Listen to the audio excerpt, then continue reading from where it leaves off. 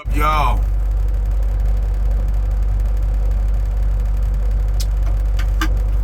Shut down for the evening. Everybody, I put in some work this morning. Started off in Manuka, Illinois. Rolled through a couple of flurries and shit. But overall, when I hit Iowa, then the snow and shit, the further and further south I hit crossword into Hannibal, Missouri. And it hopped up into the damn fucking 50s. So I went from Illinois, northern Illinois, up there by Chicago, from being up in the 20s, got down to Missouri. It's damn near 60 degrees. I had to take off my vest because it got so warm. Okay. I mean, Missouri really don't get a lot of cold weather. We get, every now and then, Missouri may get, I'd say we might get, 2 snowstorms, 2 or 3 big snowstorms out the year. We might get some hail,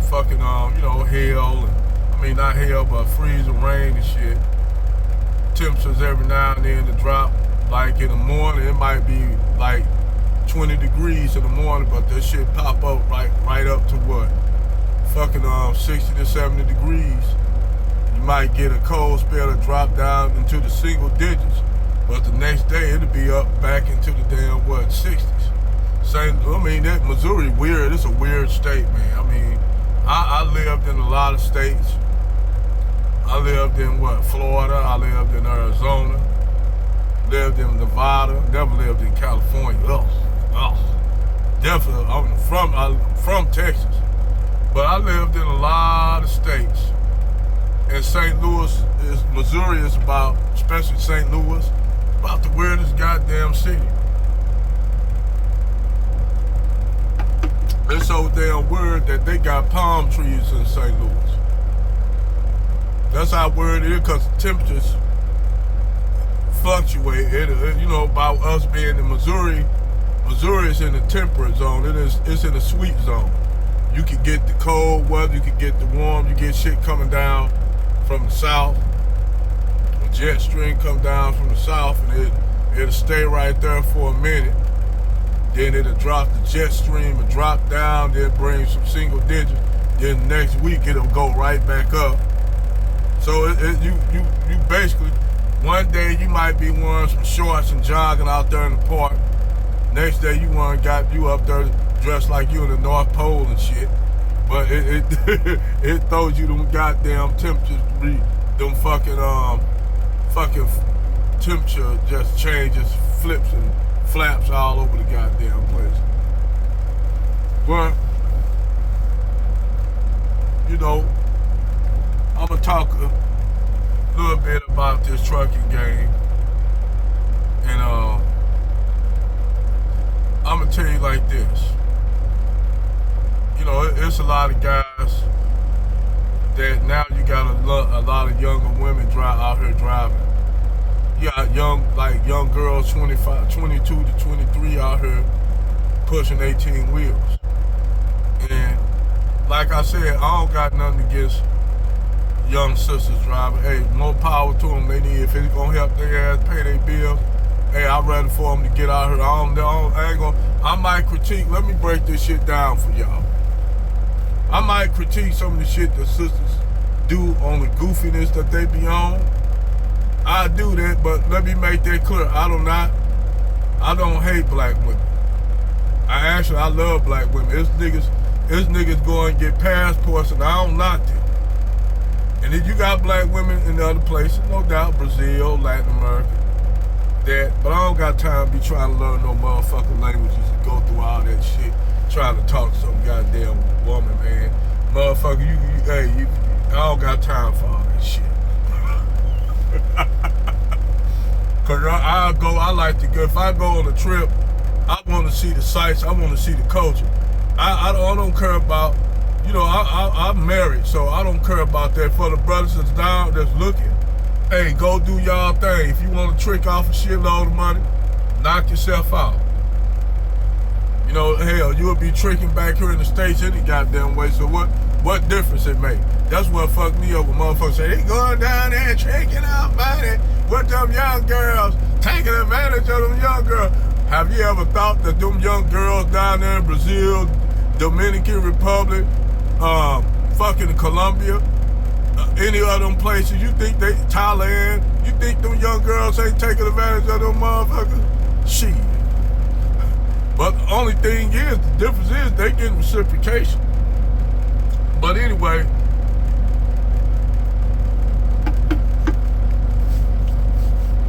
I don't mind seeing young ladies out here driving. You know, and I mean, when I started in this shit, you see that most of the women out here driving are some fat chicks or some stud-looking ass dykes. That's what you see most times with chicks that was ugly. Every now and then you might see a chick that's attractive. Every blue moon. But now, by, you know, most of these companies going automatic trucks, you know, going automatic, I tell everybody really learn how to drive a standard. Now this truck, this is automatic. This is an automatic truck. But I can drive an 18 speed. I'm trained at an 18 speed Kenworth 300T. The motherfucker had a fucking dual exhaust. Big ass, the ones with big ass grills and shit, big monster ass grill. That's why I was trained in an 18 speed. So I could drive any goddamn model vehicle model. I could drive a three-stage shifter. Cause my granddaddy taught me how to drive that. I was driving that when I was a kid, 3-stage. Got 3 damn shifters. That's before they put the splitter. To get into all the gears, you had 3 shifters. In an old, he drove an old damn GMC. GMC used to make tractors back then. He drove an old GMC cab over. And I was a kid, used to ride. He had the one bunk. And I slept at one end when I was a kid. My granddad slept at the other end. He had a little heater on the floor because motherfucking heater didn't always blow it hot. So I used to go out with him and ride with him. And that's how I really got interested into trucking right then. And you know, it just my dad did, my granddad, it's in the blood. Trucking is in the blood. It's part of my bloodline. So, you know, some people got bloodlines like they got carpenters, you know, got plumbers. I did all that plumbing, carpentry, electrician, went to school for all that shit. You know, didn't go to college, but went to trade school. Went to ITT Tech for electrical work. And I actually worked in Pattonville School District in Missouri as an electrician. And what fucked me up about electrician, I'm gonna tell you what happened. I took some motherfucking cables and one of the wires was hot. Well, just say that motherfucker sent me a surge of 500,000, like 300,000 watts. My ass got down on the ground and I was like this.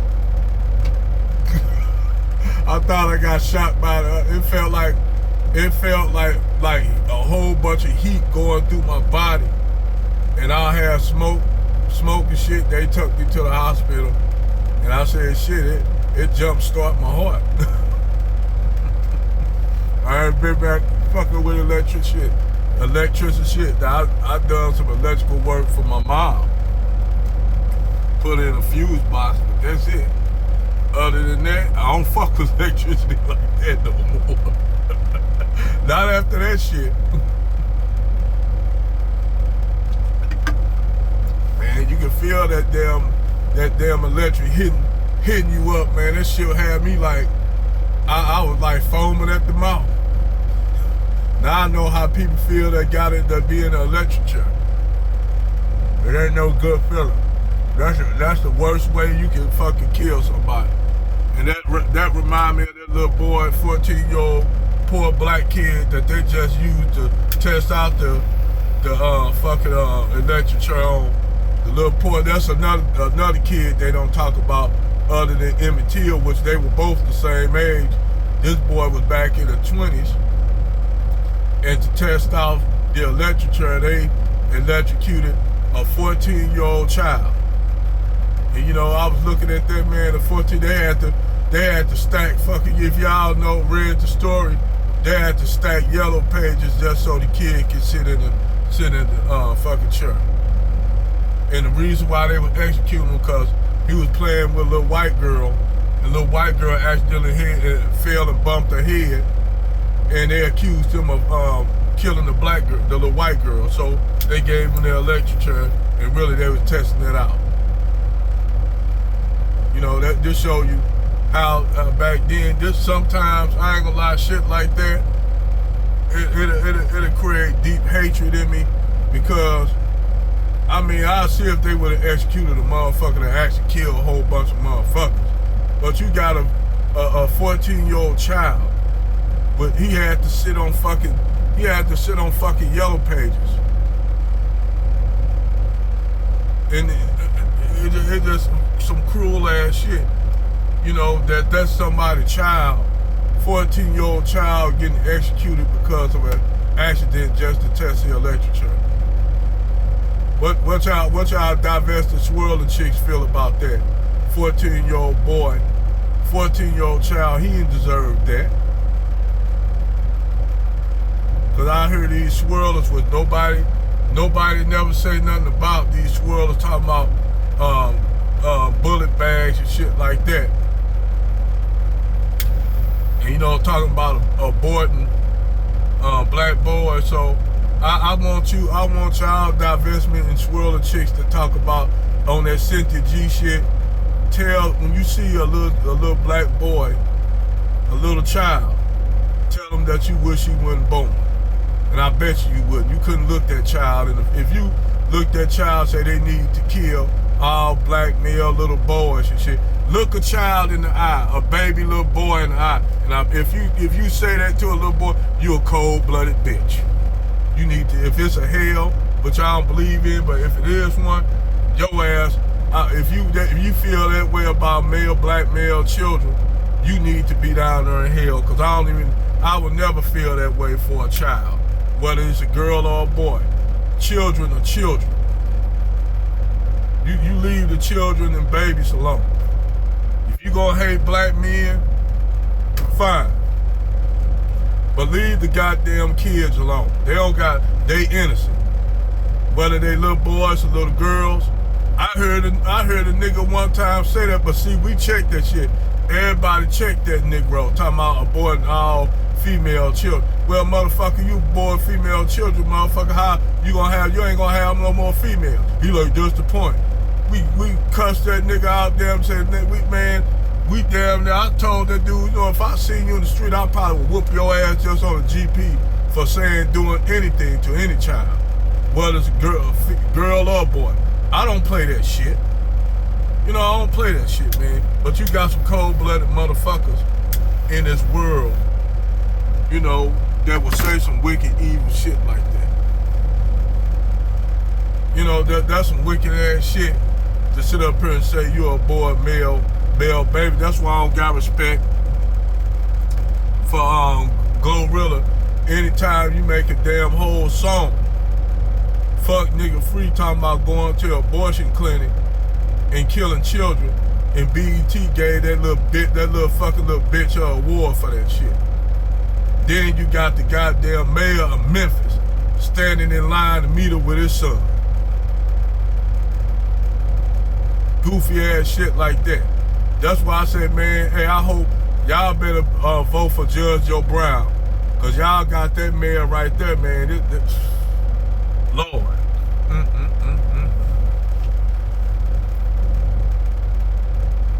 But back to the subject. Yeah, I don't mind seeing young ladies out here, man, pushing these 18 wheels. You know, give or take, let me not say too much, because my wife be looking at my video. She like, what you doing looking at them women like that? But you got younger ladies out here, young ladies out here pushing these 18 wheels, man. And hey, ain't nothing wrong with that. Get out here and get this money. Get out here and get this money. You know, I know they putting some of y'all off Section 8. They ain't funny though. They ain't funny. I don't like shit no women out here on the street, man. Regardless of how nuts and goofy the shit these chicks say, I don't wish that on them to be out here homeless in the street. I don't. Cause I don't like to see brothers out here homeless, but at least they got somewhere to go. I said shit.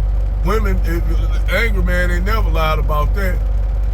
You go to a woman's shelter, they got flowers and shit, they got rooms and shit with TV, with big screen TV. Go to a real homeless shelter. Go to a real man, which I slept in one. I ain't gonna lie, I slept because I was homeless. I ain't gonna lie, I slept in one. You gotta damn near sleep with your motherfucking knife in your hand because motherfuckers steal your shit. All kind of shit. It ain't that I ain't have nowhere to go. I just didn't want to go home because, you know why? I was embarrassed for my mom and my dad to see me in that state. I was embarrassed for anybody in my family to see me in that state. I didn't beg nothing. I got up and, you know, did all kind of shit. You know, I worked on the side. I did construction work. Worked with Mexicans and shit. Yes, I did. I ain't gonna lie, I worked with Mexicans. Motherfucker, they worked their ass off. Shit, I'm talking about, I'm working with like damn near 20 Manny the Builders. Shit, I ain't trying to be funny. But the motherfuckers, they would build, they do some work, they worse did after they get through working on a Friday. Shit, they'll throw you a Corona, throw you a damn Corona in one of them, Dieckers beers and shit. I'm sitting out there drinking Dieckers. Dieckers drinking a damn, drinking tequila with them, hanging with the Mexicans. They cool. Mexicans cool. I don't got nothing against Mexicans, man. They cool. They alright. Shit, they just like everybody else, man. But I was homeless in the street. This right here saved me. This driving truck saved my life. Because you know what? Before then, I went and got my CDL. I was living in my truck. I was living in my truck then. Yeah, I've been through some trials and tribulations like Ace Hood. I've been through some trials and tribulations. Real talk. I ain't gonna even lie. I lived out there in those streets. Motherfuckers looking down on you and shit. Women looking down on you and shit. Snubbing their nose up at you, and I'm like, you know, I wasn't stinking or nothing. You know, I took me showers in the shelter, went out look for me little odd jobs to do like electrician work. But I really didn't, like I said, I really didn't do a lot of electrical work because after that shit, that was a experience I didn't want to experience anymore. So yes, I lived through some trials and tribulations, man. I lived it. I said, you got thousands of black men out here on the street, some with psychological problems, some veterans like me, some that's minds gone. Like I said, man, when I was working over at the rail yard, because I had a lot of jobs, man, back in the day. You know, I was working at this place in East St. Louis called Road Corp, moving rail cars and shit, unloading rail cars to hopper cars. Did all that shit, man. That's after I got laid off from Chrysler. So I did a lot of jobs and shit. You know, a lot of odd jobs. But I always kept a job though. I wasn't broke. I ain't have no millions of shit, but thousands of shit. But I never asked the motherfucker for shit in my life. Never asked a motherfucker for a damn thing in my life. Nothing. Everything I got, I bust my ass, I get that out the mud. You dig? I don't ask nobody for shit. Real spill. I'm telling y'all a motherfucker real true life story of a motherfucker that just came out from nothing. I came and I ain't come from no fucking I came from a blue collar family. Mom worked, dad was in the military. That what got me in the military. Mother was a nurse. It ain't that I was a motherfucker like a piece of shit. I had a good upbringing. I just was embarrassed for my mother and my dad to see me like that, or anybody in my family to see me like that. I was embarrassed, so I didn't go around my family until I got myself together. And then when I went to see my family, like, damn, you clean, where you been at? You know? That's how my pride is my pride. Like, this motherfucker, I don't see how motherfuckers can live off a woman. I never lived off a woman in my life. It be niggas out here living off their woman and shit, being Mac King. I never did that. I ain't never asked no woman for nothing, for a damn thing. I don't even ask my wife for shit. My wife got a job making good money. I don't ask her for shit. She buy me shit. She give me money. She'll turn around and put like damn near what, $400 or $500 in my motherfucking account. Cause we got, you know, yes, we got a joint account. I ain't gonna lie. But shit, my wife will fuck around and put $500 in my account, put $300 on my Cash App, and put $500 in my account. That's one thing I can say about my wife. She down with me. She'll ride or die. And that's why I don't look at no other women like that. I don't fuck with no other women. And I had women try to holler at me. I like, nope, nope. I'm gonna tell you like this. I'm one of the lucky ones. My wife cooks, she cleans, she do all that. And that's what she like doing. If I so much as go in the goddamn kitchen to pick up a goddamn fork, she gon' throw that motherfucker at me.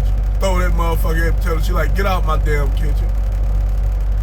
And you know, this motherfucker say, man, that's your kitchen. Nah, hey, that's her kitchen. She say that's her kitchen. That's her kitchen. You know, shit. If I so much get up there and boil a pack of damn hot dogs, she asked me, what the fuck you doing? What you doing? I'm like, boiling hot dogs. She like, if you don't put that motherfucking hot dogs back, pack of hot dogs back up, and I'm getting ready to cook dinner, I'll knock you upside your head. I'll take them hot dogs.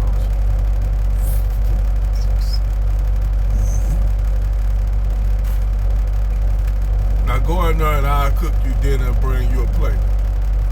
I ain't gonna argue with her. I'm not gonna argue with her.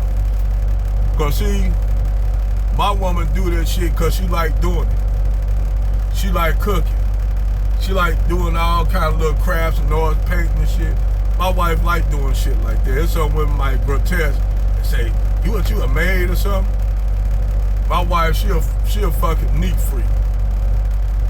She'll fold shit up a certain kind of way. We have 3 dogs and 2 cats. We got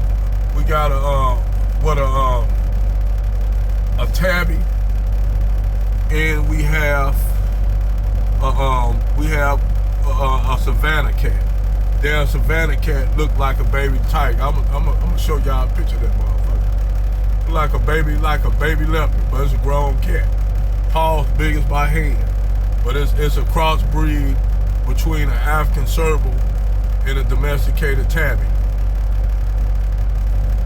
And you know, can't let it walk outside, motherfucker. They think it's some animal escaped the zoo, but it's bred between an African serval, a serval cat, and a fucking domesticated tabby. And so people always talking about, you know, cats. You know, you gonna get you a whole bunch of cats. I'm like, man, I got 2 cats and 3 dogs. What's wrong with that? I grew up with animals all my life. I had reptiles. I had ferrets. Had gerbils. Had ball pythons. Had turtles. I got a goddamn tank full of fucking Oscars. damn Oscars ate the shit out the piranhas. I had piranhas in there, but the the damn Oscars ate the shit out the piranha, which shocked me because I'm like, damn, I thought it would have went the other way around. But the Oscars ate the shit out ate the shit out the piranhas. So now you don't got nothing but the Oscars in there. And the Oscars, I got a bigger tank, about damn, I got what, an 80-gallon tank. And they just, the bigger your tank get, the bigger they ass got. I'm like, shit, boy, that's the goddamn dinner right there in case hard times come. But y'all have a good evening, man. I'm gonna call it. Be looking out for my my videos in the dark. Like and subscribe. Over and out.